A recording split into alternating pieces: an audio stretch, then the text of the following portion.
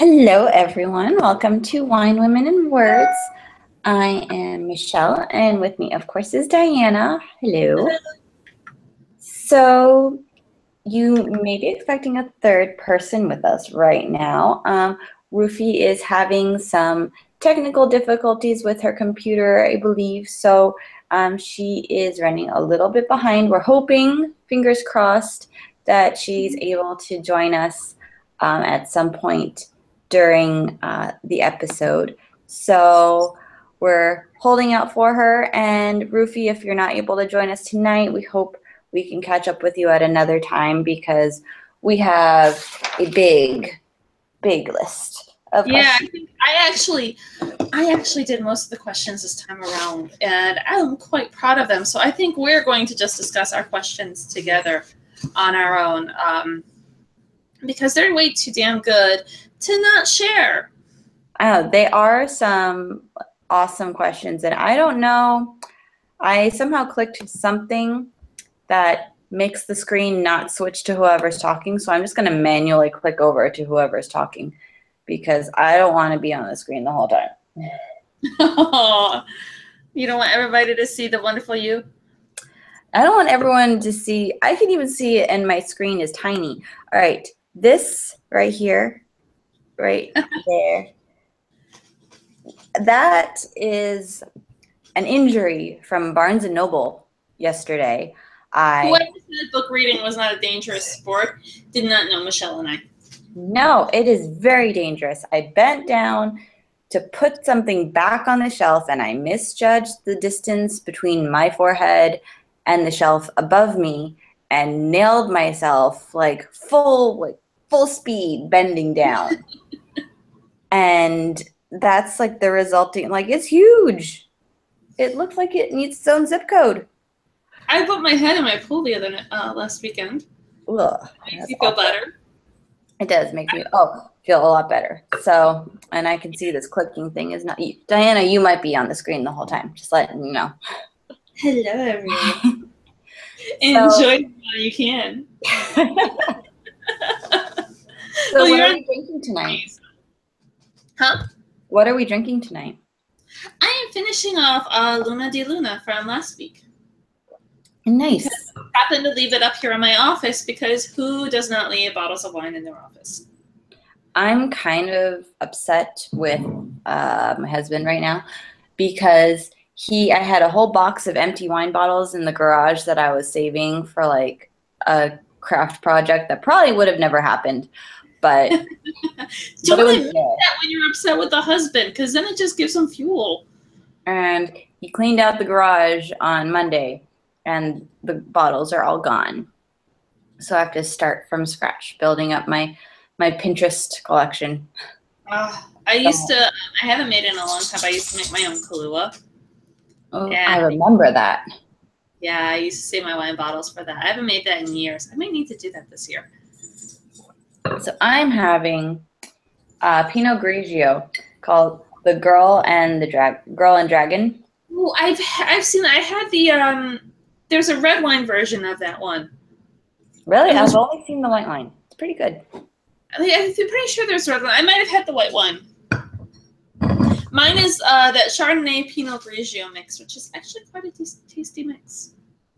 I had a glass of it last night because I don't know if any of you saw on our Facebook page, I went through my first tornado warning last night in Illinois. That was fun. What was your first one? Because I've been through tornado warnings myself. Well, it was like I saw on the Naval Base's Facebook page, I saw a post that a tornado tornado warning was in effect until midnight last night. And then all of a sudden, Rich is playing on the computer, I'm writing, and I have like my big band music going and really getting into my project. And I hear the siren go off. And it's this like, like long whining. Yeah. Yeah, like your traditional air raid sirens from the 1940s is what it sounds like. Exactly. Yeah. And I'm like, what do we do? Like, if a tornado comes through here, we hide in the bathroom, right? Yeah, you hide in the bathroom and then downstairs. So Me at the time, this will make you feel loads better about having to deal with tornado warnings. Excuse me. Stop playing so loudly, you two. So we were living in Central Texas, and it was towards the end of Ryan's time in the military. And a tornado was going through our city. We were living in Temple, Texas at the time. Tornadoes going through the city. I am in the bathroom, not just in the bathroom, but I am in the bathtub. Every blanket we own is on top of me. My dogs are with me, and Ryan's sitting there, going in the bathroom. He's sitting on the toilet, going back and forth, checking the TV, checking to see where the tornado is in our city. And he comes back in, closes the door, and I look at him like, baby, I can't take this anymore. We need to go back to California. Yeah, it's an interesting experience. I mean, obviously, no tornado came through and it was perfectly fine. But just, like, give me an earthquake. I can do earthquakes. Yeah. Earthquake, you're minding your business. Nothing's happening. You don't know what's going on else in the earthquake hits. You deal with it. It stops. You move on. There's none of this anticipation like you have with hurricanes and tornadoes and tsunamis, might I add. I have been through tsunami warnings. Oh my God, I think I've been through a warning for every major weather incident. Hurricanes, tornadoes, flash floods, mega snowstorms. Well, I remember, like, we've had flash floods in California, like, but for some reason, I never really took those seriously. It's just like, okay. And I don't mean to sound like flippant because I know, it happened. But for some reason, it never, I don't know, I can always, like, go up away from water, depending on how high it is. But if a tornado comes, there's really nowhere I can go. I picture the flash floods to be like at Universal Studios when you go on the train ride, which I've heard is really accurate. We were in Australia when we got our tsunami warning, which was really creepy and scary because we get the tsunami warning, and I'm like, what do we do? And luckily we're kind of on a hill, so it wasn't like, but then again, huge waves of water come through, doesn't matter. And Ryan's like, just looks at me and is like, make sure our electronics aren't on the floor. And I was like, okay. And we went for a couples massage, and that was that. I remember in San Diego in Laguna Beach, they have signs for the tsunami escape route, and the arrows are all pointing, like, away from the beach. Like, yes, that would make sense. Tsunami, go away from the water. You would think that it would make sense for that, but then again, there are some people who are not blessed with such things as common sense. True. So anyway, that was my night, and that is why the bottle is already half empty. So it was funny when we went as you guys saw on our Instagram, we went to the wine store, and I was like, oh, with like all this wine, it was so wonderful. And Ryan was like, okay, pick out 2 bottles, go for it. I was like, okay, I'll do one that I need and then one that I just want.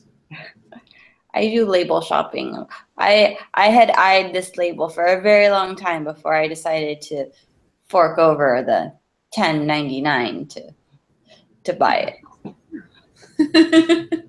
I'm not cheap. I swear I'm not cheap.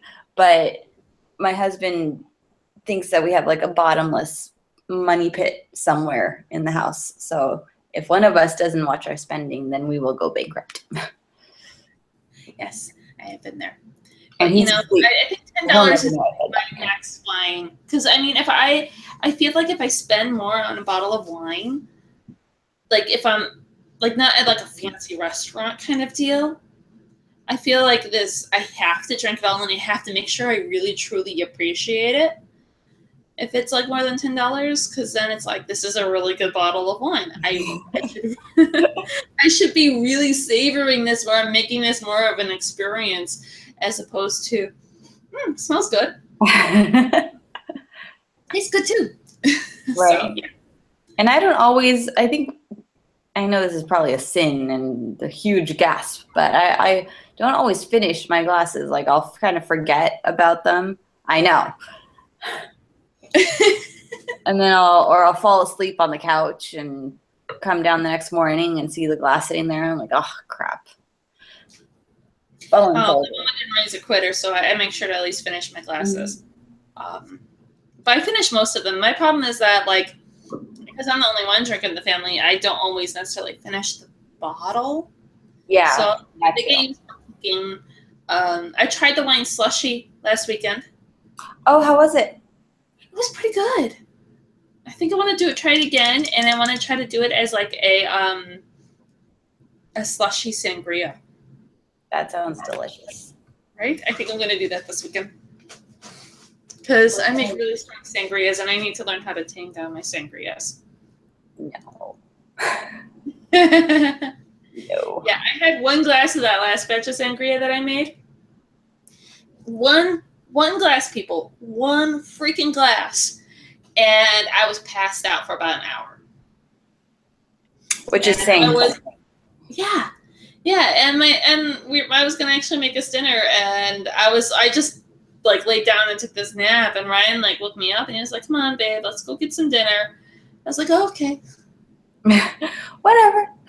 All right, you know, about like just completely like just passed out tired from it. So I'm like, yeah, I need to learn how to make a better, less strong sangria. Wow. All right, so shall we talk about this book? Yes. So this month we read the obligatory dual screen. So we read Dear Fang with Love, and yeah, we had a whole bunch of questions. So which one do you want to start with? Let's just go down the list. All right, let's do this. Yes, we'll make up our own answers for what we think. Okay. Yeah. Okay. So the first one is because it's pronounced villainous. Villain. I've been in my mind. I've been saying villainous, but that's probably wrong. Okay. So through the book, they keep saying, you know, while Lucas is there, they kept saying, anybody who comes here is going to return here, and Lucas is scared to death of that. By the end of the book, he's like, I don't ever want to return here. And I think he actually returns for Grandma Sylvia. Because at this point, people, let's put the spoiler alert out there. We are going to be talking about the full book. There may be spoilers, so I would recommend, if you have not finished reading the book and you care about the spoilers, to watch us after you've and listen after you've read the book. Otherwise, if you don't care about spoilers, listen on. So I think he was returning for Grandma Sylvia. What do you think? I think so too. I think even though she's a dead character, like, I mean, she passed away before the start of this book. She was so alive and present in every aspect of the story that, and I think in a not to give it a paranormal spin, but I think she needed him to go back so he could meet his, like, what was he? His aunt. Or his aunt. Yeah, it was his aunt, and see the unfinished business and see that these stories that she had, these very vivid stories. I mean, I talked about initially when I first brought up the book, the rape birthday, and how she was living in the woods, and she had a woods husband, a wilderness husband, or something like that. Yeah, a wood husband or something like that. Yeah, wood husband, and they had a child together, but she kept saying that she killed the child. And that's something else too that's really interesting, that I feel like in her head she had to say that she killed the child because she ended up giving it up. And that was well, I mean, she went through so much, like escaping the concentration camp, escaping the gas chambers, getting raped by a Nazi, and then let loose in the woods. And that rape, that horrible act, was what ended up Saved her saving life. her life. And that's just so much to wrap your head around. And this actually goes into one of the later questions. But we don't have, here in America, we don't see those scars of the Holocaust. We don't live with them like a lot of other people do. I mean, we have a good, strong Jewish population in the country. We have survivors of the Holocaust here. But it doesn't hit home with so many of us like it does there. Yeah, I don't think, and I think, I mean, this is another one of the questions, but these are such sensitive topics that Mm-hmm. this book talks about. So, you know, I couldn't imagine like getting raped first of all, and then getting pregnant from.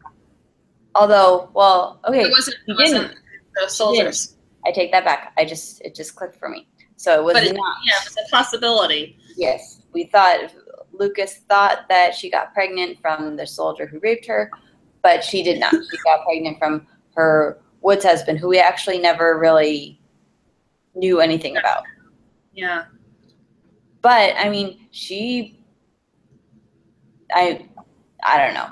It would have been easier to imagine that the child was dead rather Mm-hmm. than deal with the guilt of abandoning it and moving on and living this entirely other life with other children and other families and not Mm-hmm. knowing what happened to that child. Yeah. Yeah, exactly. And so, yeah, I mean, and then there's also the other story about, is it Susan or Susanna? Her father and what he went through, how he escaped, but That none was of his terrifying. other, huh? That was terrifying. Yeah, he escaped, and they got rounded up, and he got stuck in the pantry, and then other boys got stuck in other places. And it was his cousins and his brother, and he ended up escaping. He was small enough just to escape out of the pantry through a window and lived, but he never knew what happened to his brother or his cousins. And then when she goes back to she's trying to finish this business for her father. There's no record of him or anything. Mm-hmm. That's a lot to deal with. I mean, even as a descendant who didn't go through it, who didn't live through it, just dealing with all of that emotion on behalf of someone else, that's a little overwhelming, I feel like. Yeah, I mean, like for me, I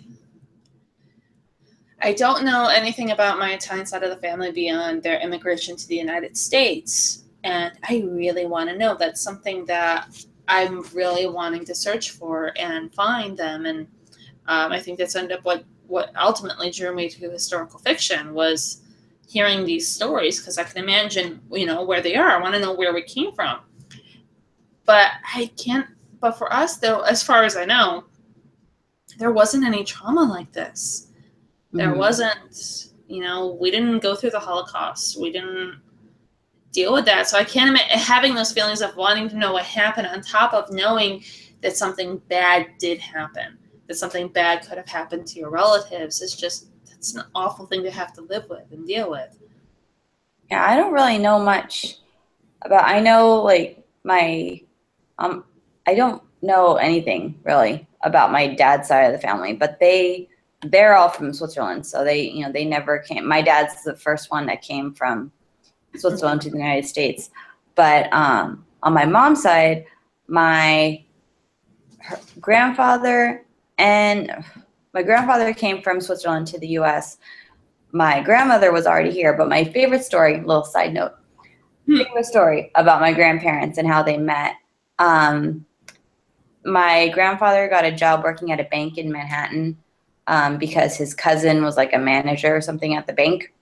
And he started dating this Sicilian woman who his mom did not like because it was right after the end of World War II, and she was Italian, and everyone hated Italians. Mm-hmm. And she said, if you marry this girl, I'm going to have your cousin fire you from the bank. You will lose your job if you continue to talk to this girl. And he went in the next day and quit his job. I was like, that's right. You quit your job. Yes, I love it. Grandpa will not be controlled. But anyway. He slammed his cup down. He did. He slammed his cup down hard. So the next question we can't really talk about without Rufi, because it was about the research that she did on the book. Mm-hmm. But we can do the third one, kind of. Yes. Yeah, we can kind of do the third one because we can talk about our own experiences, because we both come from very rich cultural heritages. So we can kind of relate to them in this regard. So the third question that I had for Rufi was villainous, or whatever. Also, because I know I'm butchering it, and I don't have her here to correct me, and I have nobody else around to correct me. So people, if you're listening to, if you're on Twitter, feel free to correct me. I will appreciate it, because I hate butchering names. Anyone from Lithuania or familiar with Lithuania, if we should be pronouncing Vilnius a certain way, please let us know, because we know it's wrong. Yes, yes.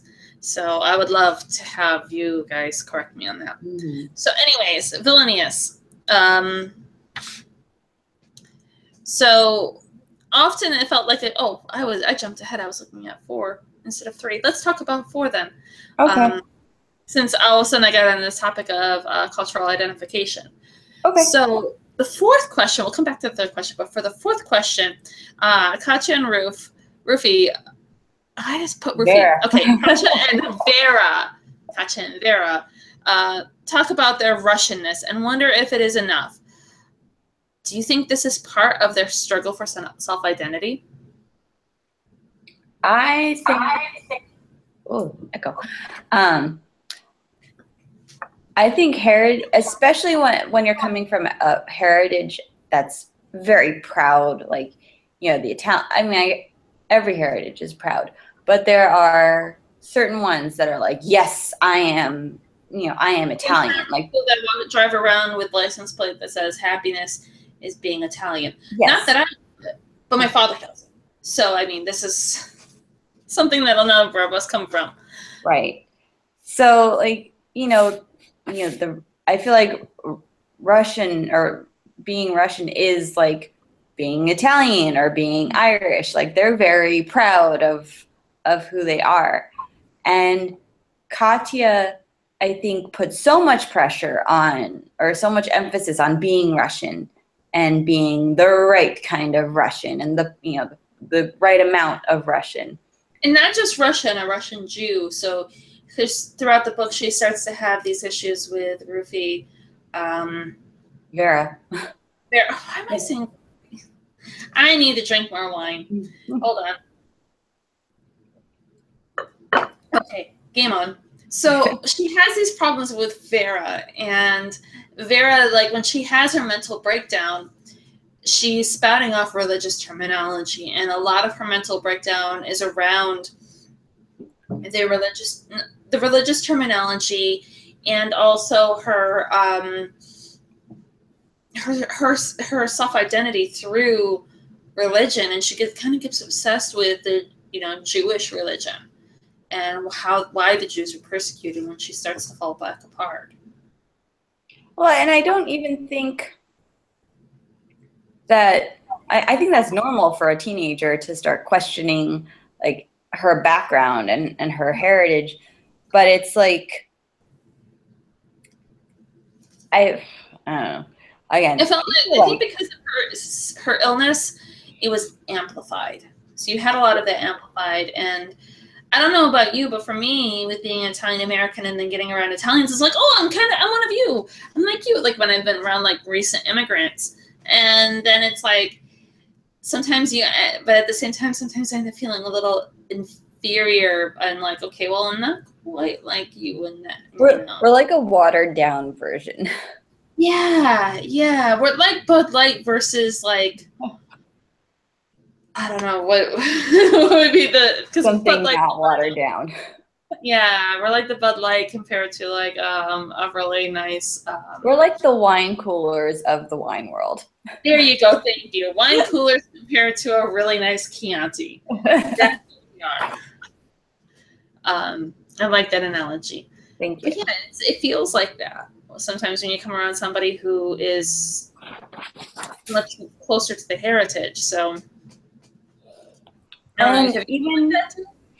when when Vera had that fight with Judith Mm-hmm. about asking about like, well, did they do something to like bring it on themselves, like to an older woman who, to someone who had family go through the Holocaust and escape, or who lost family during it. I could see how that's like super offensive and like, how dare you even say something like that?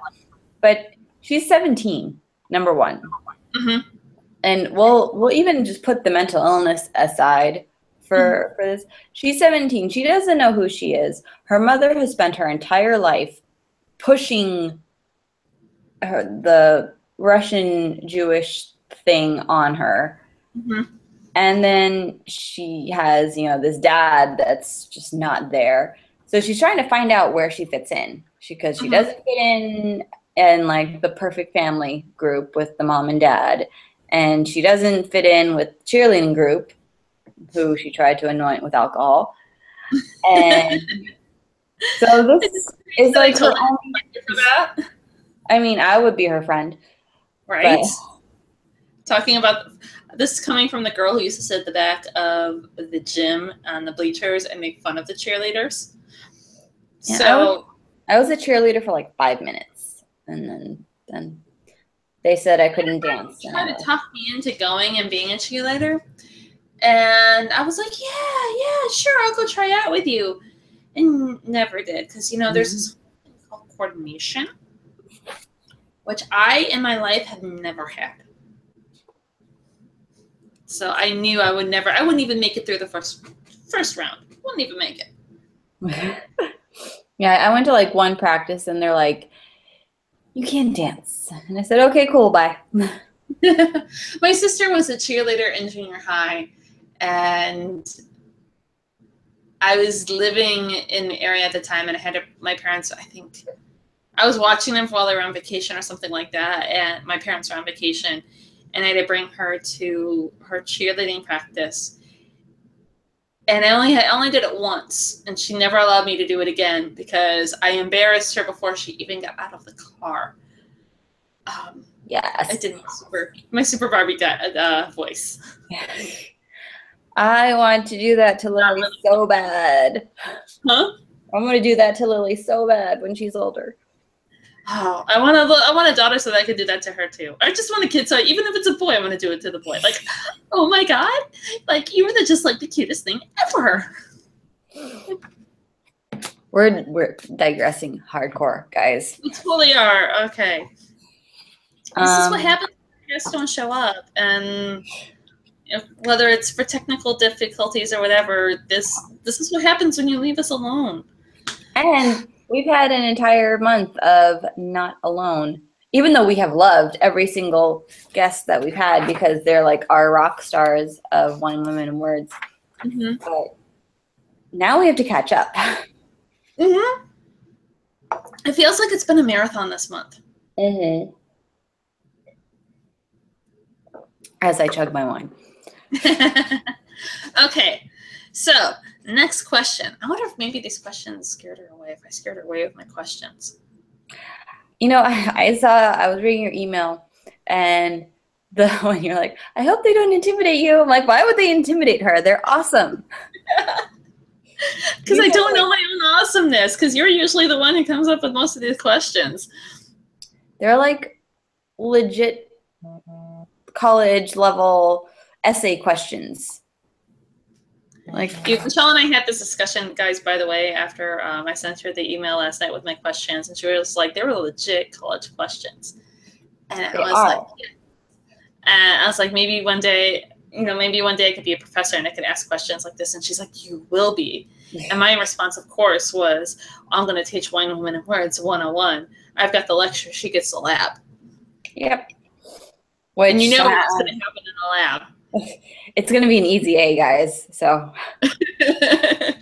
you just have to be able to drink. That's it. Right? That's the lab. Open your laptop, start Google Hangouts, and then drink wine. And you have to know which wine it is that you're drinking. Because, I mean, we got to make it a little, interesting. We got to know the difference between a Pinot Grigio and a Moscato. Which I don't know why anybody would subject somebody else to a Moscato.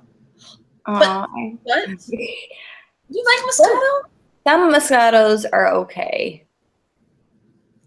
I have not met a Moscato yet that I like.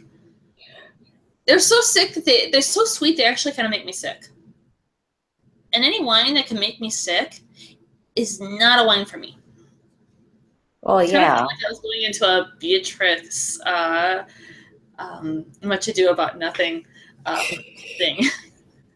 When she talks about any man with a beard is not for any man without a beard is not for me, and any man with a beard is something like that. I was like, oh, I'm gonna get into this with the wine. See, people wine left unintended. Any wine with a fizz is not for me. Just kidding. Any wine with a fizz is totally for me. Not for it. Wine, Women, and Words. Sloshing our We're trying to have a legitimate conversation about literature right now. And I go ahead and screw it up with jokes about Shakespeare and wine. I really hope for the audio portion that you could hear me pour my second glass of wine. Could you hear it? I think we did. And just in case you didn't hear it, I'm going to do it again. Okay, you're going to do it? And you've got the visual for everybody, too. I hope that doesn't make people have to go to the bathroom. No. With the sound of tinkling water.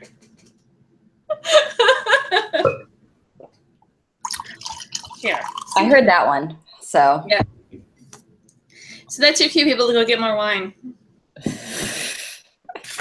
Yes. If I'm getting smashed on this episode, y'all are getting smashed. All right. So I'm going to jump. I'm not going to. Are we going to talk about the Gilmore Girls? Am I reference to Gilmore Girls? Was that where you were going? That's exactly where I was going. Okay. So Diana had this question. That was, what made you want to explore? No, wait. That was mine. Her question was, in many ways, this felt like a I don't think we're edited. We're on a podcast. We don't get fine. Earmuffs. In many ways. This, Earmuffs for who? I don't know. People who get offended by F-bombs. They're listening to the wrong show. In many ways, this felt like a fucked up version of the Gilmore Girls. Did you intend for this to be a dual coming-of-age story? I mean, I'm gonna just piggyback immediately onto my question, which was, what made you want to explore the father-daughter relationship instead of a mother-daughter relationship, since we brought up Gilmore Girls? Yeah, exactly. And I mean, okay, let's analyze this through the lens of Gilmore Girls. Because lots of things are great when analyzed through the lens of Gilmore Girls. I mean, I think this is only third in line after Friends and Doctor Who for analyzation. I can't analysis. And analyze. The word you're looking for is analyze. Well, I can't rate Doctor Who because I've never watched it, but yes. Friends, definitely. Gilmore Girls, definitely. I would probably put, I don't even know what I would put. Maybe How I Met Your Mother. Maybe. I don't know. Yeah, I could see that. Some things, usually when it comes to other people's relationships. True. But anyway.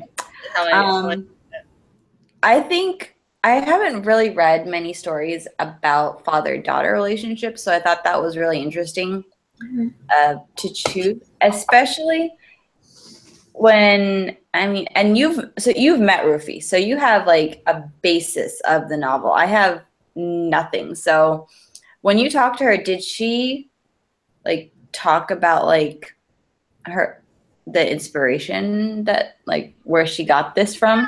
And, so I met her at the Women's National Book Association tea. And when she was talking about what brought this book about, she was trying to get her first book off the ground and was really struggling and got some sort of, I don't know if it was a scholarship or what it was specifically, but it was an opportunity to travel abroad for this program, this writing program. And she got into it and was, really struck of luck to do it. And she ended up in Lithuania. And while she was there, that's where a lot of this book comes about, was because of, from being in Lithuania. And initially, and that's why so much of it's so vivid, I think, is because she's been there, she's walked those streets, and she was able to really pull out the character of the city and the country, at least from what I can tell. But then she was in the initial draft of the story. It was just Lucas. There wasn't any, Vera's voice wasn't in it at all. Really? Yeah. That's interesting. And so her editor was like, we'd like to hear more about Vera. We'd like to hear more of her story. And so she went in and she added in those letters, and we got to hear, and she went through and did another draft where we got to hear more of Vera's voice. And it's interesting in the story that even though the actual substantive chapters are in Lucas's voice, those letters that Vera writes are just... What is a crazy, like, okay, crazy is probably the wrong choice of words, but like, this girl has deeper thoughts than I've probably had in my entire life. Ooh, are you going to share one of your passages, one of your favorite passages of Vera? All right, I have quotes that I like the best from Vera. Well, from the whole book, really. But my Vera quotes, things didn't have to be perfect to be beautiful. They could be weird and fucked up and insane and still be beautiful. And can you really believe that dudes would only just be figuring that out? And then, oh no, I think this was Susan. Hold on.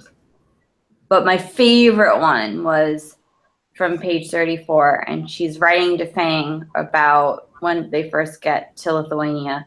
And she says, but Fang, his voice, it was like bronze and chocolate melted together and flung through the air in spangles. Like, who talks like that? No 17-year-old that I know. Yeah. And she described the little man like a teapot wearing a tuxedo. The music itself was just a pianist and a singer, and the singer was an incredibly short, fat little man who was shaped just like a teapot, only he was wearing a tuxedo. I mean, you get the perfect visual images in this, and that was one of my favorite passages as well. And also, we're digressing, but that's the theme of the evening. This book has made me want to go to Lithuania so bad. Like, it's never even been a blip on my travel radar, and particularly to Uzupis. Okay. The village founded by artists across the river. Okay. So I'm just going to read the Constitution of Uzupis. I'm probably butchering the name. Okay. It has, and this is real because I looked it up. This is the actual constitution of this village. Got it. Everyone has the right to live by the river Vilnia, while the river Vilnia has the right to flow by everyone. Everyone has the right to be idle. Everyone has the right to love and take care of a cat. Everyone has the right to look after a dog till one or the other dies. A dog has the right to be a dog. A cat is not obliged to love its master, but it must help him in difficult times. Everyone has the right to sometimes be unaware of his duties. Everyone has the right to be happy. Everyone has the right to be unhappy. Everyone has the right to be silent. Everyone has the right to have faith. No one has the right to violence. Everyone has the right to encroach upon eternity. And then it has these instructions. Do not fight. Do not win. Do not surrender. Can we go move there? Right? Like tomorrow? Open up a little by artists. Yes. Okay, And so I'm going to share one of my favorite quotes now, which okay, goes back to the whole Russianness discussion that we had. okay. It said, okay, here we go. It's on page 198. One part of me thinks I am just a collection of cells and hormones and hair. The idea that I am entirely a Jew because it was my mother and not my father who was Jewish, as though there is a metaphysical baton that she has passed me. Well, isn't it insane? I am equally my father's daughter and so half Lithuanian or Polish. It is always unclear to me whether we are Lithuanian or Polish, but isn't Grandma Sylvia's blood in my veins too? It seems so obvious now that I am here, my connection to her. I was not aware of it, but I think my whole life I have been pretending he is not my father on some level. I have been pretending that he has nothing to do with me, but he does. Which that goes into the whole Russianness discussion that we had, and then also the messed up Gilmore Girls, because they're gaining their relationship together at the same time as they're both finding out who they are, because he is coming of age, even though he's in his 30s. And I think a lot of his maturity factor ended up getting stunted because he had this child at such a young age. And he really wasn't ready for it. He kind of, I have this note that I wrote that says, Lucas sees himself as a passive spectator to life. Everything happens to him instead of him actively choosing the path he goes down.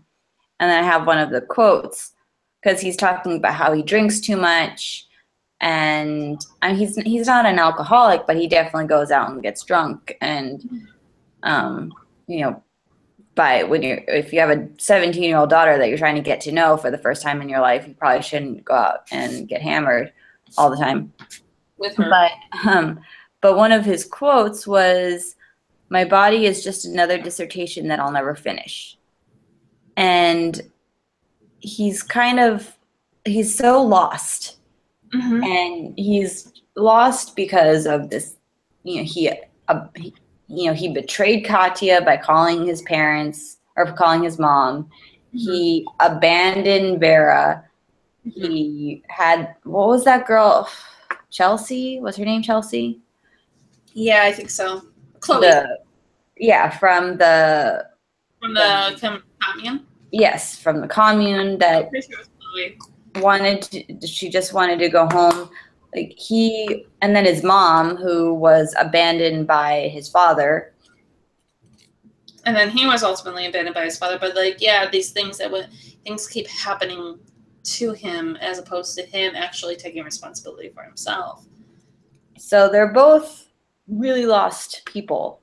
But mm-hmm. I really like that, when she really needed him at the end, like when it, was very clear that she had a problem, that he was there for her and she let him take care of her. Because she was very standoffish at first and just pretending to be nice to him to see what would happen and how he would react. Mm-hmm. And I think a lot of it, is also goes back to her being at that age where she's 17. She's coming at that age where you question your parents, you question everything that you've been taught. And, I can relate to her in some regards in that, but she's feeling him out, seeing if he's somebody who's going to judge her or if he's actually going to accept her for who she is. So, I can kind of see that, but I love how they ended up coming together at the end where they actually ended up developing this father-daughter relationship. What was the other quote that I wrote down that I really liked? This is more about the town than the characters, but since we talk about the town, there used to be a saying that in Vilnius, the facades were Russian, the interiors were Polish, the streets were Jewish, and the ghosts were Lithuanian. And it's really crazy to me. We have, in America, we have a very rich history and we have a lot of culture, but we're such a young country that we don't have the history, beyond, Mm-hmm. So it's kind of crazy to think that there is a town that has had its entire population wiped out and mm-hmm. rebuilt and wiped out and rebuilt by different cultures.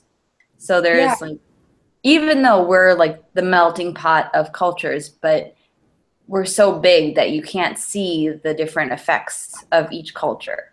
And with ours, the cultures don't necessarily get wiped out. It's a matter of, it's like a blending. Yeah, and then generational moves. Like you look at some of the issues going on with like Little Italy's here in the United States, where like Little Italy's, Little Saigons, Little Koreatowns, those are places where the immigrants came and gathered. They were able to get housing there. They were able to be around people of their like cultures. And as generations have evolved and grown in the country, the future subsequent generations have moved out of there, and then new generations of new cultures have come in.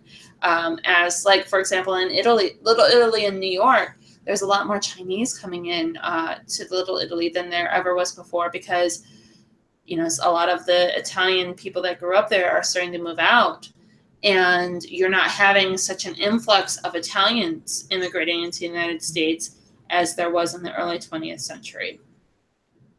But we are having the influx of the Chinese. And so you see this kind of change, but it's a change over like decades, not like with this, it wasn't like a slow change like that. It was a boom, there's a war, everybody's gone. Right. And it was people coming in. It was a new country that, that of immigrants that were coming in. So it was, first it was the Lithuanians, they were there first, and those are the ghosts, and then you have the Polish, and then next was I lost my page, so I forget who else it is. And then the Russians, and then the Jews, and then I would love to go there just to see everything. Yeah. I'm looking forward to, for my travels, I've pretty much stayed in the Western Hemisphere. I've been like mostly like South America, Australia, and that area, and I'm looking forward to going back to Europe to see more of that. More of that cultural interchange and things.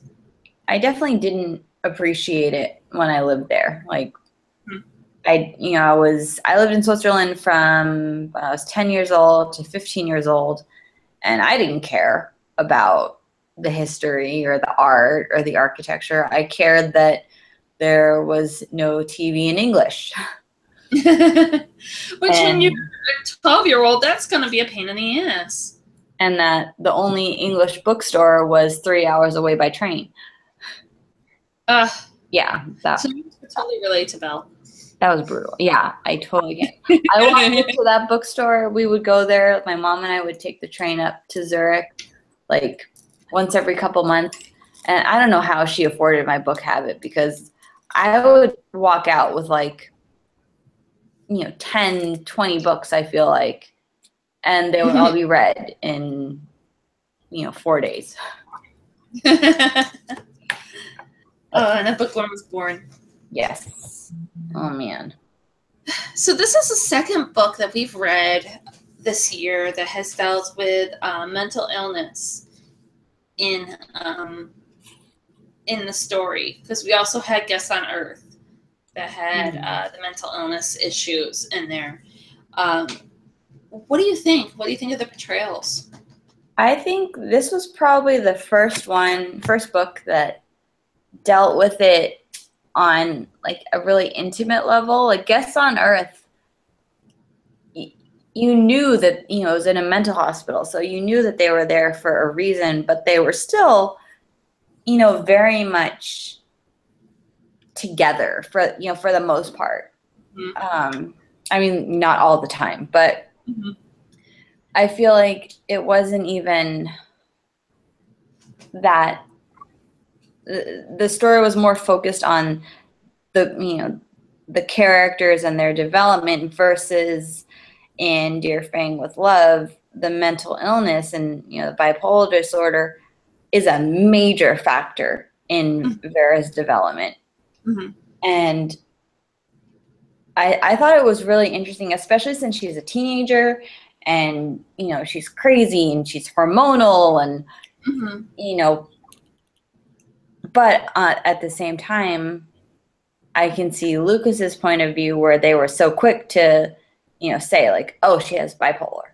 Like, let's put her on medication and stuff her full of pills and call it a day.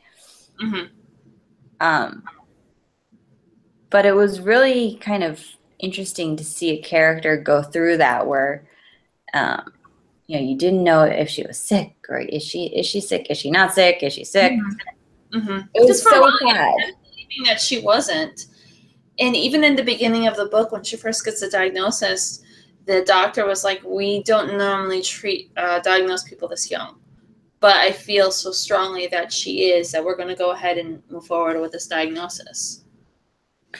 And I wonder if the fact that, she did go through this, because, you find out that she was on acid the night that the party happened. So that may not necessarily have been the disorder, but I wonder if the fact that she went through this and it was kind of brought to her attention, that it forced it to come out of her a lot earlier. Katja brought up in one of the lines when Lucas was saying, hey, I don't think she's sick, Katja was like, yes, she is, because the acid actually brings it about. She mentioned something that they find that'll bring on the episodes, and it'll actually bring it to the forefront if they actually do have it.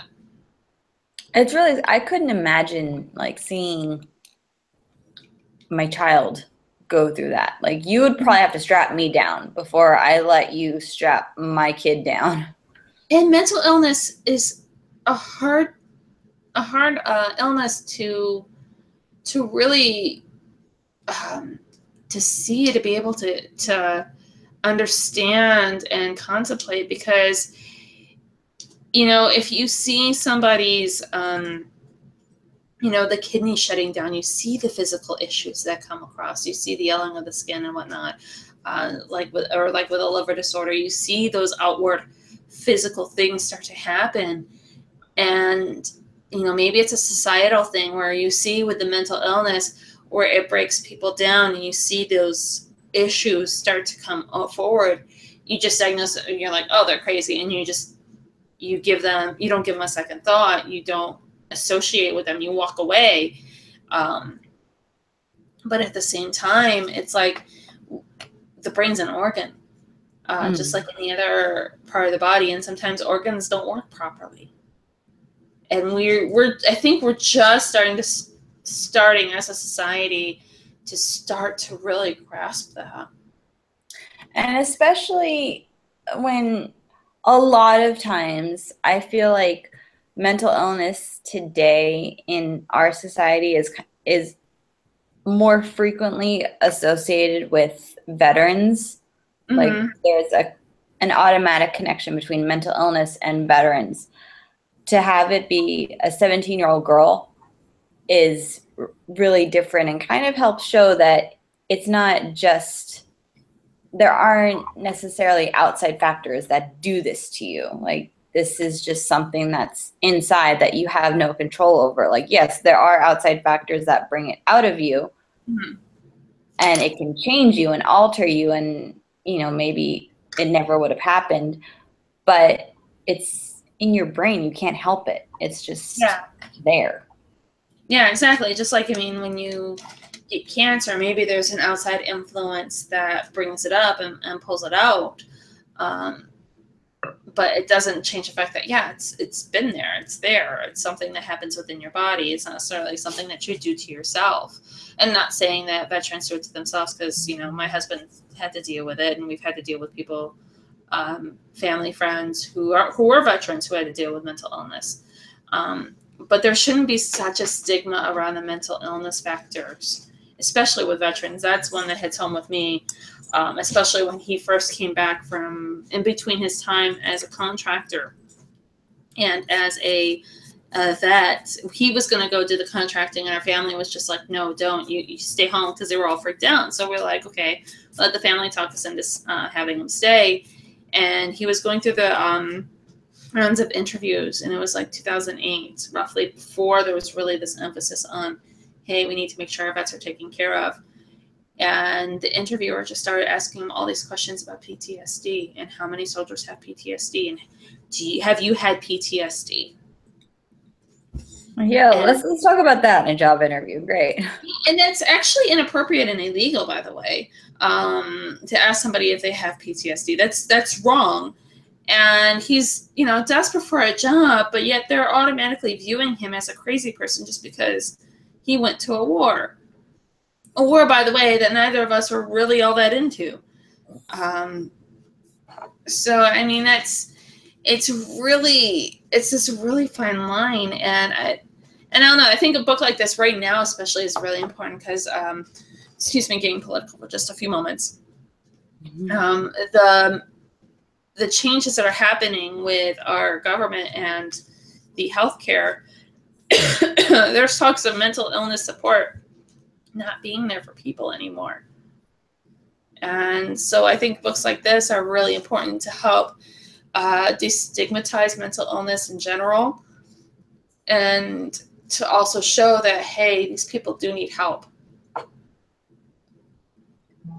And even beyond, I mean, aside from help, we need to let people know that they're not alone. Because I feel like being, you're part of this like ostracized group of people where, oh, you have even, all right, not that any mental illness is minor. This is a very sensitive subject that this book talks about. It is. So please forgive us, people, if we step on toes and offend. Yeah, we don't mean it, and we don't take it lightly, and we don't, I know I personally have had people that I personally know who've had mental illnesses. So, and I also came from an environment. In fact, this is another thing where when I grew up in a very, very strict Christian environment where it wasn't mental illness, it was demon possession. I'm not lying, it was demon possession, and you had your hands laid on you, and you had to pray the demons out. Okay. And that was how you got through mental illness, was through prayer, and that therapy was from the devil. Well, for some people, I'm sure that is how you handle it. But there are like the illness is that you can like take a pill and it's handled, but it's still like once someone finds out like, oh, you have that, like even if you're not cast out, people still look at you different. And I think people who suffer from mental illness need to know that we're not looking at you differently.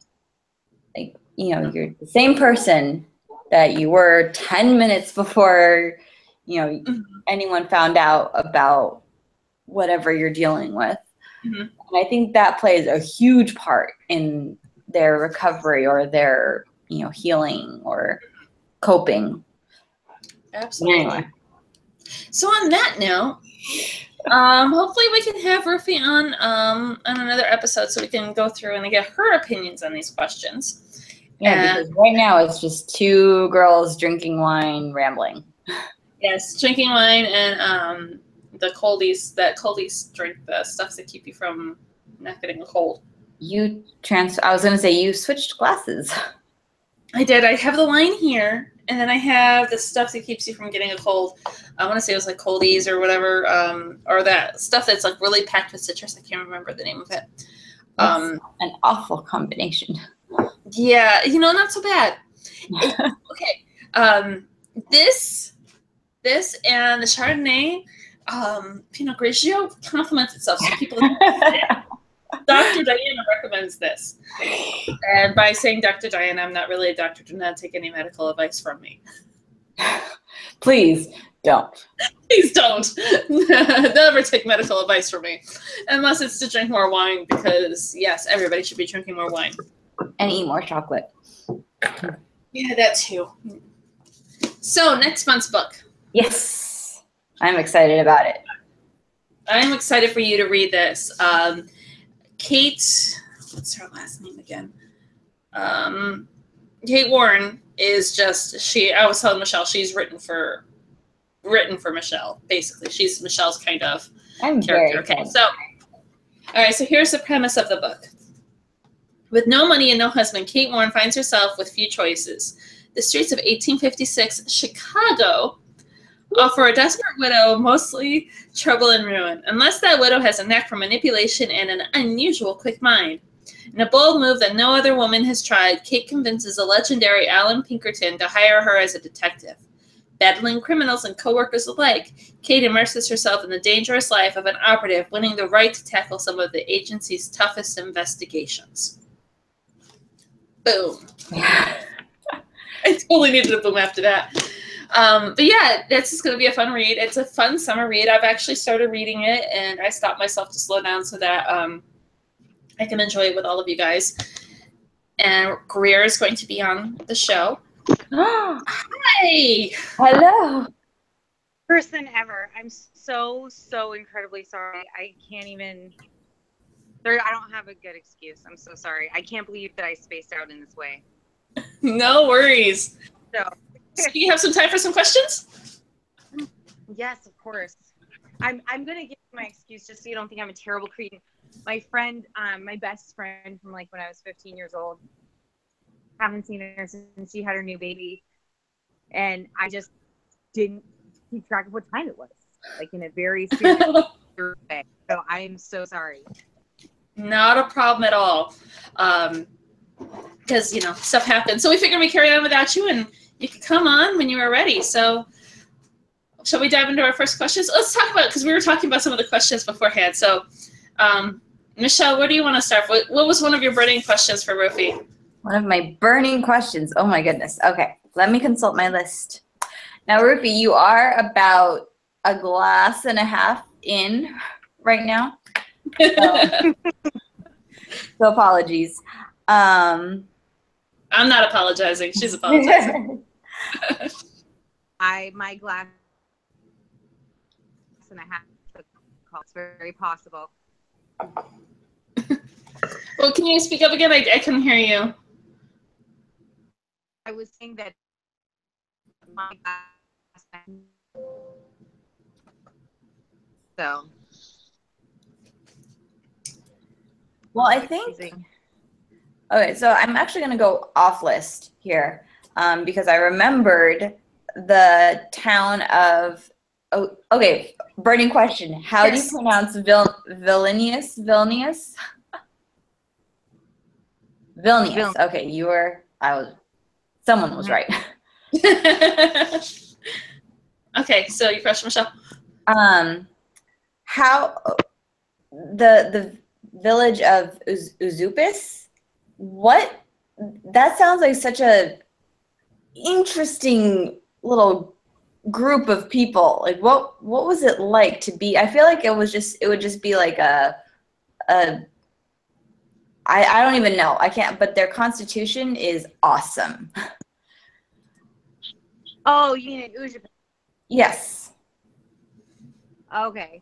Yeah. Well, I mean, that's like that district. So Vilnius is much more than a village, right? It's like a major capital city in Lithuania.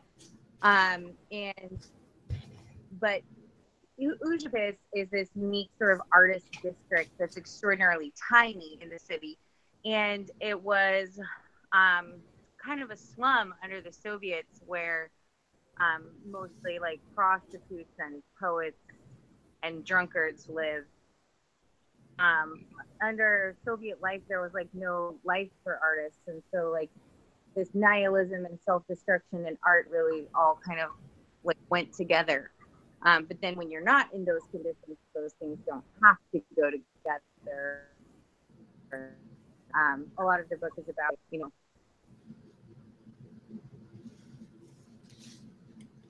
But yes, I love the Constitution as well. And it is a real place. And it is fabulous. We should go visit there. Yeah, Michelle is kind of obsessed with Vilnius now and Lithuania. Before you came on, she was talking about how now she absolutely has to go there. And I told her a little bit about how you've been there. This is part of what inspired the book, right? I was working as a waitress at Ruby's, and my life was like super depressing. And so at night I would just go home and get really drunk and just submit to literary magazines, like like I wouldn't even know where I submitted at the end of it because it was all just so hopeless. I felt so sad about it. And so then I got this notification that I had like placed third place in a contest that I had no memory of entering. But the prize was I could attend this writing program, and then the one that fit with my schedule that I could attend was in Vilnius, Lithuania. And I had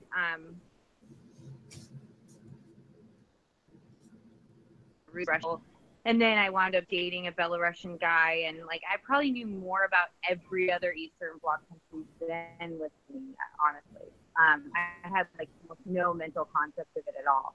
And so then I went there, and it's such a fabulous and idiosyncratic place. And also, of course, it's a deeply tragic place. I don't mean to say fabulous, like, so perfectly. But definitely very complicated and interesting.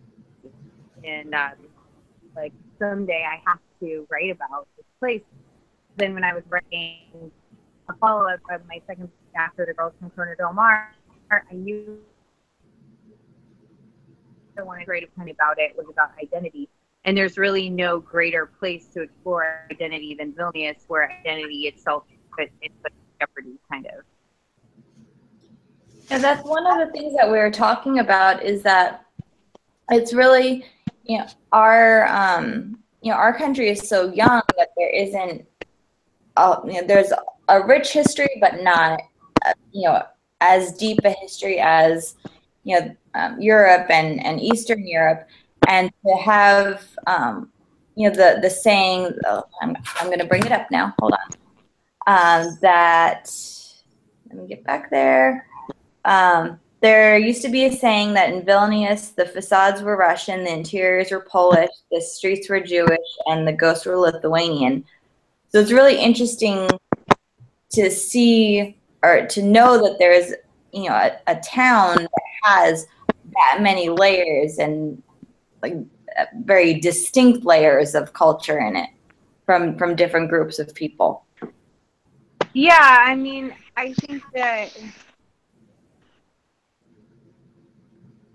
there's probably, I think that kind of cultural layering is specifically evocative to Americans, because the closest correlative really that I can think of is American cities.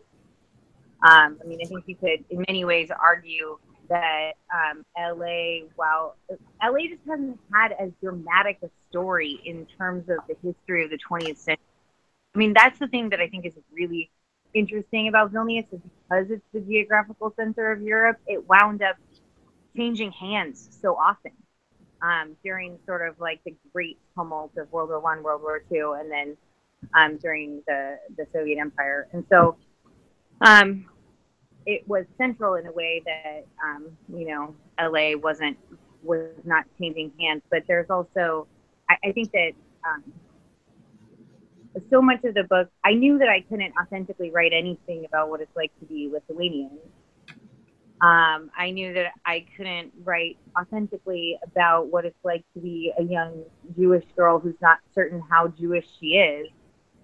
But I knew that I could write about being Californian. And I know Californian is a lot about being Jewish and hearing these stories about your grandma, but also being Tongan and playing football, and that everybody has these ties to the world and to history.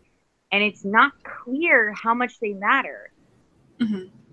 Like maybe they are, maybe it doesn't really matter, and you can kind of just forget all those old family stories, and you're just like a washed, clean person, Mm-hmm. Cultural amnesia interests me in like a Didion nihilistic Californian sense of like there being maybe something particularly weird about Californians and their like willingness to be amnesiac about their own histories. Yeah, and that's such a great point, that, the willingness to be amnesiac about their own histories. You don't see like some of the cultural stuff, and even like California history in and of itself. You have to really know where to look for California history beyond just your basic Grauman's Chinese theater or Hollywood. That we have this rich history, but we forget it. And whether it's by choice or by we just forget because of the sun, who knows? So I love that point. That is a really great point. All right, so I got to ask one of my questions here about, let's see here, since we're jumping around now. I felt like the book was kind of a fucked up Gilmore Girls, to put it bluntly. Did you intend on this being a dual coming of age story? Because in so many ways, it felt like it was a coming of age for Lucas as well. Even though he's in his 30s, he's finally maturing and bringing himself up to adulthood. Yeah, absolutely. I mean, we tried so hard because when the new Gilmore Girls just came out, everyone was like raving about it, and I had never gotten into the show. I think because in boarding school we didn't really have TVs, and then in college I was just too poor to ever afford cable or have a TV, and so for like 15 years of my life, I just didn't have a TV. And then once you could stream things on your laptop, then all of a sudden I like culturally picked it back up again, kind of. But so I tried to go back and watch Gilmore Girls, and I just like didn't get into it. So obviously I personally wasn't thinking about Gilmore Girls when I wrote it, but I do think that the comparison is relevant and that there definitely is a way. I mean, I guess for me, I'm always really interested in the positions and those life lessons. And so for me, teenagehood and that first coming into an understanding of kind of place the world really is, and like that your actions matter and have effects and consequences that you then like have to definitely deal with. I find that period in late adolescence to be really fascinating. But then I'm also like in my early 30s, and I'm raising kids, and I'm having to like be a grown up, and so I think I find those life lessons to be really fascinating. So I think it's like in a certain sense very simple why I pair the two arcs together, is because they're the ones that kind of interest me and that I feel like I know about. Yeah, I love that you bring up that you're in your 30s and you still feel like you're learning life lessons, because half the time I'm in my 30s. I'm pushing 40, and I half the time I don't feel like an actual adult.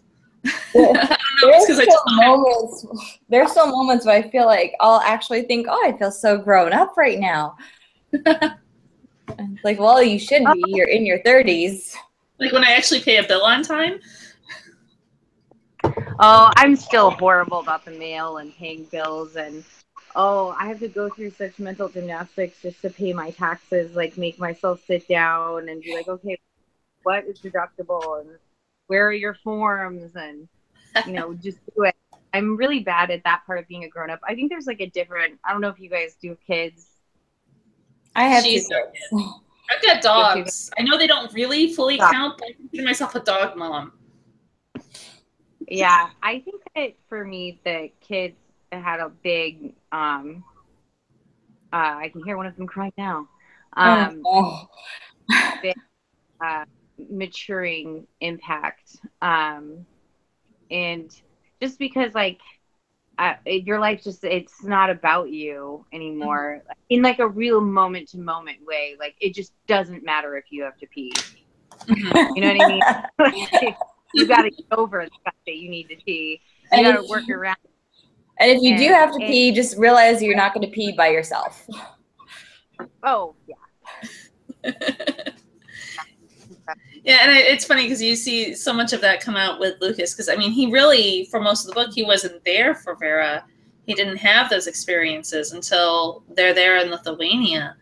So I loved all of that, and the characters are also vivid. And Grandma Sylvia, let's just talk about Grandma Sylvia here for a bit, because even though she technically wasn't in the book per se, she had a huge presence in the book with her stories and some of the other stories. What went into the research for those stories? Well, Grandma Sylvia was entirely straight up stolen from an incredibly talented writer named Joseph Curtis, who is Hungarian, and then it was a woman in his family basically had this this situation, escaping the gas chambers by means of a rape, and then would celebrate it every year by having a rape birthday. I don't think that I would have had the balls to psychologically make that up if I hadn't heard it as an anecdote from him of something that really happened. And I just was like, yes, exactly. You know what I mean? I feel like so often you want to not debate women as to whether or not rape actually occurred, and then they have to exhaustively prove, but then how they process it, how they feel about it. You know what I mean? And there's just like something really important about the way that she incorporates her rape into her life and insists that her family also just accept that this happened and that it is part of the fabric of their existence and how they survived and how they got through it. And so that seemed really relevant to me in terms of like these ways in which like our identity is forged both between, you know, our biological identity, our racial and cultural identity, and of course our biographical identity, the things that happen to us and the rituals that we make up, the stories that we tell ourselves and other people about who we are. And so yeah, I love Grandma Sylvia. Some of the stories I remember my Russian teacher telling me she made this snafu of trying to buy rabbit per pound from a pet store when she first came to the U.S. because rabbit is very much something that you can eat in Russia. And so, like, the idea that you couldn't just, that they were for pets, like, she just didn't understand the whole thing. I work with the elderly, and I could totally see one of our clients doing that, too. What do you mean you can't eat them? Yeah, it's like what they're for. Like, it would be the same. I mean, in America, if you bought a chicken and made a joke about eating it, no one would think you were weird. You know, so. Yeah, it's a crazy, very fascinating, very interesting thing, and I love that. Michelle, did you want to go ahead and ask some of your questions? Sure. So, all right, just a kind of a plot point that I got really mad at Lucas about was that he had this moment where he was going to be a dad, and he was going to go out and buy his daughter a necklace just because he wanted her to remember this trip. And that was like one of the first moments where I thought, like, yes, like, Lucas, you're a dad, do this. And then he gave it to Susan, and I got so mad. Like, I actually had to stop reading and walk away because I was so mad at him that he gave this necklace to Susan after he spent all this time like picking out the perfect one for Vera. So I really just want to know why. Well, I think that it is a mark of immaturity to think that like the particulars don't matter. That like your intentions are good. And you know, he was gonna buy her another one. There was a whole store full of amber necklaces. You could get Vera a different necklace and it doesn't really matter, and you can kind of just gloss over it and do what you want to do. And you know, it's the same way like you'll see like men baffled why a really ugly divorce, like why should everyone be mad at them just because they wanted to sleep with somebody else? You know what I mean? Like there's this way in which you can convince yourself when you're only interested in your own narrative of events and you're not being curious about other superiorities. You can convince yourself that your good intentions are really enough to skate by on and that the details really don't matter. And so it's this sort of moment where we think that he's learned the great lessons about how to be a grown-up and how to be a dad, and he just makes the same mistake again. I feel like the universe always gives you another chance to make the same mistake you always make. And that's it for him, is to think that you can substitute the real thing for a fake thing for the real thing, and it's the same. To not understand like the magic of intentionality, and that is what's real, is what you intend. That's where the magic is, that it meant something that he took that necklace out of Rivera. And then it's not just like superstitious to think that.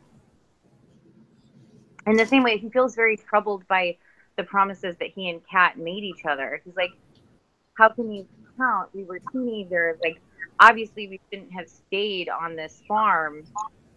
You know, he wasn't getting prenatal care. I needed to do something. But he also didn't in any way take seriously the fact that I ended this with her and then reneged and didn't, you know, didn't follow through.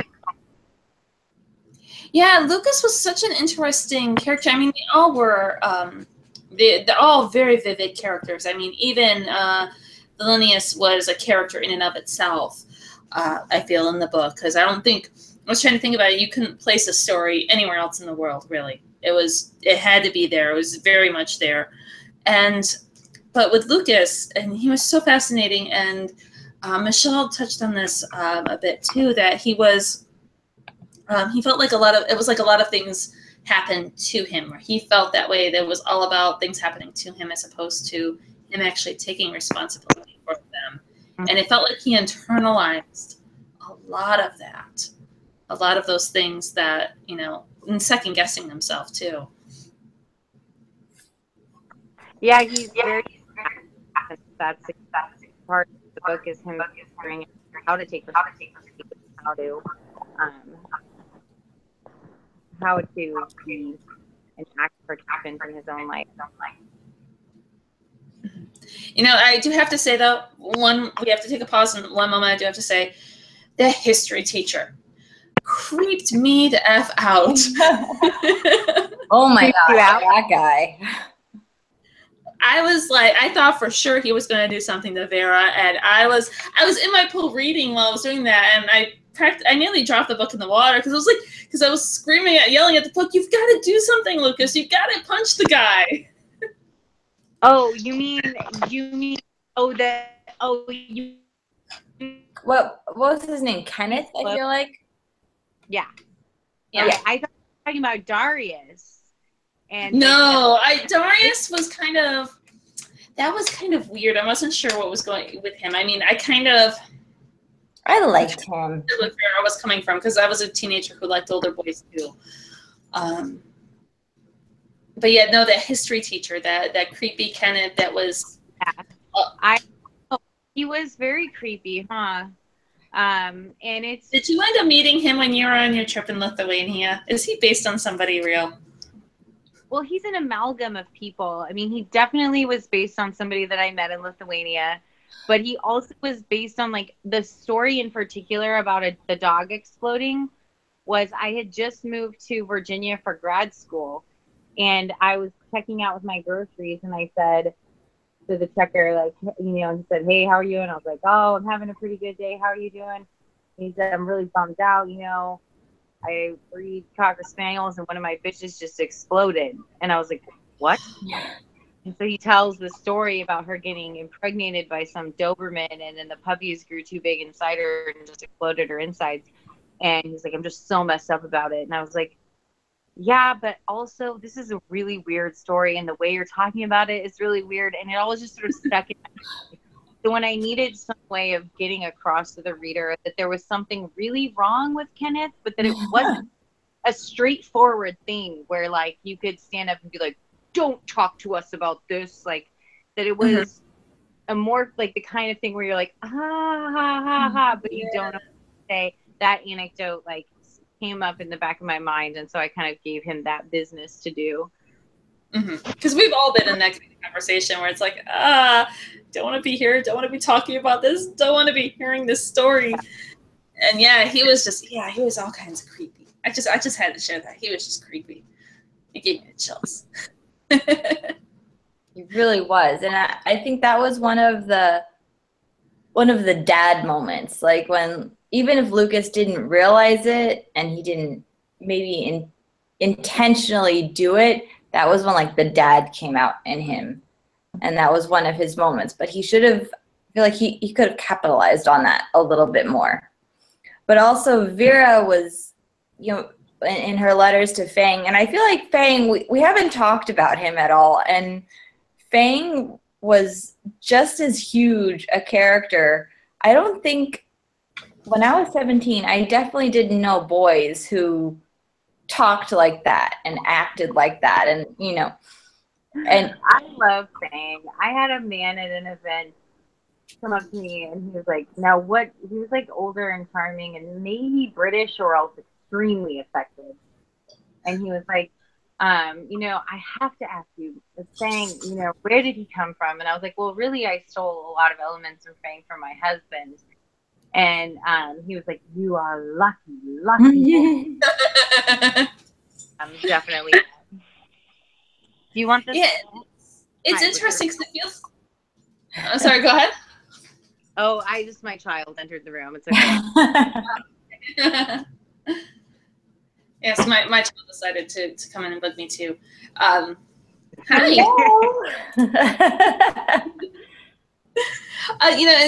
It's really great about Fang because we kind of seem to form a character around the character kind of is formed around him because you have Vera doing the so much of the talking, but then you get Fang, like you hear some of his voice in some of the earlier stuff, but in those letters you really get to know him through Vera's responses to him. Mm-hmm. And I found that just so well done with how he was it was just kind of formed around in the letters. I don't know if I'm getting that across properly. Yeah, I mean, I thought I originally didn't have his letters included, and then when I found a way to include them, I felt like I wanted there to be a there. I wanted there to be some real thing where you say, of course, this is the kind of guy that would legitimately love Vera, and there's something that she should and does love about him, and it's real. Even though they're 17, it's real. It doesn't mean they'll make it. It doesn't mean they'll be together forever. It doesn't mean their relationship is meant to stay. But like, it is a genuine intimacy that they have, and that was kind of important to me. And he needed to be really special. I felt like in order to be a good match for her, I wanted them to be like star-crossed kind of in that way. Mm-hmm. And I love that. Oh, sorry. I was just gonna say, I love that the letters are at the end. That just it just totally that. I think it takes, like, I remember when I was 17, I know who I was going out with when I was 17, and that person definitely wouldn't have had the presence of mind to say, I love you, but we shouldn't be together. So I think it shows a lot of Fang's personality and his strength of character to say, we're not right for each other. We're not where we need to be for each other, but I'm still going to do what I need to do to look out for you. Uh-huh. So he's like, I kind of picture him as like this giant teddy bear who just like loves to love people. Yeah, I mean, I think that he is, but he's also, I mean, I love that he can't successfully work at Fatburger, like just not able to function in the world in that way. So he's also a misfit, in many ways. Like, even though he's like very like successful in the sense that he's a football player and he's able to like fulfill certain cultural norms and still goes to church and pays lip service to all these sort of social spheres. There's also a way in which like probably most of the football players are not getting Fang on a deep level, and maybe like most of the people he goes to church with are not getting Fang on a deep level, and he has this like, really expansive interiority that's really complicated, and Vera gets him. And she fulfills that need for intimacy so that he's not so isolated, even though he's actually in the midst of like a lot of social fabric. Mm-hmm. Now, one of the things that kept coming up and that people kept telling Lucas was, once you come to Villainous, you always return. You always come back here. I feel like he was returning on behalf of Grandma Sylvia. Was that something that you were thinking too, or? Yeah, well, I mean, on the one hand, it's a thing they really say. It's like a real myth about the city. On the other hand, I think that I wanted to make a real statement about the extent to which, like, you can't simply erase history. Those histories are part of you. Like, we are all controlled by the past. We are thrown things, and our trajectory was many before we were born. And like, you can control the way you contort yourself as you're hurtled through the air. We are thrown, and there's nothing to be about. And so things have like a method and there's sort of an idea that you can probably leave the past behind, and that maybe you can sort of be washed clean of history itself. And so I wanted that theme of Vilnius being able to even control your future, like indirect kind of contradiction to the safety of the put and out and the cleanliness of Irvine. Mm-hmm. A coherent response at all. Well, I think I mean, I don't know about you, Diana, but I would totally be open to scheduling a continuation episode, only because it's like midnight here and my kids are going to wake up at like 6. I just apologize. Oh, no. The kind of like professional things that I don't wish to behave. I feel really horrible. You should have seen there's sort of video of me realizing in the living room as we were all watching Zootopia. I was like, oh, oh, this would be terrible. Well, not a problem. We will. You can come back on the show, and we will talk more about Vera. We will talk more about Lithuania, and we'll obsess more about the book, because I know I was fangirling about it. And Michelle, I kid you not, I think read it in about 24 hours. Okay, I got it on a Friday, and usually, like, you get it. Kids don't give you a ton of time to read. So usually it does take me like the full month to read a book, and there have been more than one books where I'm finishing the book the night before we're having the author on, just because I haven't had time to read. I finished your book the first weekend of the month. I read it in a weekend, which is unheard of for me. That makes me so happy. It's one of my like abiding beliefs that like books should be fun to read. I don't know why anyone wants. It's not that they only have to be fun to read, but if you can make them fun to read and still say what you want to say, I don't know. I find books and reading to be like very fun and joyful, and so I want them to be like fun to read, because I enjoy reading. And I text Diana and I said, so I kind of forgot that this was our book of the month, and I may have already finished it. Yeah, I get this text like I may or may not be 40 pages away from finishing the book. And normally I'm the one who finishes the books before she does, and I purposely slowed down for her so that we keep somewhat at the same level. And I was like, oh crap, I gotta get back to reading this now. Oh, well, thank you, ladies, so much. Absolutely. So we'll set up another time for you to come, and we'll chat more, because we still have a ton of questions. But I have a 1.5-year-old and a 3-year-old who don't care what time I go to bed. Oh my gosh, yeah, I got a almost 5-year-old and a 2-year-old, and they wake when the sun rises, no matter what. So that's literally what my daughter says when she wakes up. She looks outside and she goes, "The sun is awake." I'm like, yeah, but mommy's not.